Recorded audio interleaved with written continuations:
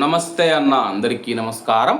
Kuwait అంతర్జాతీయ విమానాశ్రయాన్ని Kuwait ప్రధానమంత్రి గారు సందర్శించారు. వివరాల్లోకి వెళితే కువైట్ అంతర్జాతీయ విమానాశ్రయ పునఃప్రారంభ పనులను ప్రధానమంత్రి గౌరవనీయులైన Sheikh Ahmad Abdullah Al Ahmad Al Sabah గారు స్వయంగా ఇంటర్నేషనల్ ఎయిర్పోర్టుకు వెళ్లి పరిశీలించారు. ఈ పర్యటనలో ఆయన వెంట రక్షణ మంత్రి Sheikh Abdullah Ali Abdullah Al Salem Al Sabah, civil aviation director general president Sheikh Hamood Mubarak Al Ahmad Al Sabah గారు తదితర ఉన్నతాధికారులు ఉన్నారు. విమానాశ్రయ పునఃప్రారంభ ప్రణాళికలు, ప్రయాణికులకు కల్పించాల్సిన సౌకర్యాలపైన ప్రధానమంత్రి అధికారులతో చర్చించారు. ఈ సందర్భంగా ఆయన విమానాశ్రయ అభివృద్ధి పనులను క్షుణ్ణంగా పరిశీలించారు. ప్రయాణికుల రాకపోకలకు సంబంధించి తీసుకున్న చర్యలను అడిగి తెలుసుకున్నారు. భద్రత మరియు కస్టమ్స్ క్లియరెన్స్ ప్రక్రియ వేగవంతంగా జరిగేలా చూడాలని ఆదేశించారు.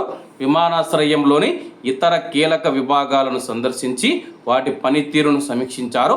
విమాన కార్యకలాపాలు ఎటువంటి ఆటంకం లేకుండా సాగాలంటే సంబంధిత శాఖలన్నీ పూర్తిస్థాయి సమన్వయంతో పనిచేయాలని చెప్పి ప్రధానమంత్రి గారు నొక్కి చెప్పారు.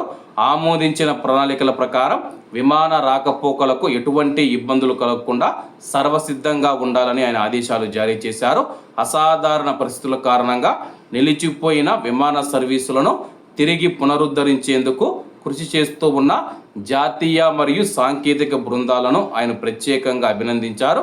విమానాశ్రయాన్ని సిద్ధం చేయడంలో వారు చూపుతూ ఉన్న నిబద్ధతను కొనియాడారు. ప్రస్తుతం మనం చూసుకుంటే కువైట్ ఎయిర్పోర్ట్లో అయితే నిర్వహణ పనులు జరుగుతూ ఉన్నాయి.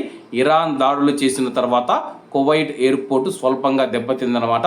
ఆ యొక్క పనులు పూర్తయిన తర్వాత ఎయిర్పోర్ట్ ఓపెన్ చేసే అవకాశాలు ఉన్నాయని చెప్పేసి, అలాగే త్వరగా ఎయిర్పోర్టును ఓపెన్ చేయాలని చెప్పేసి కువైట్ ప్రధానమంత్రి గారు కువైట్ అధికారులకు ఆదేశాలు జారీ చేశారు.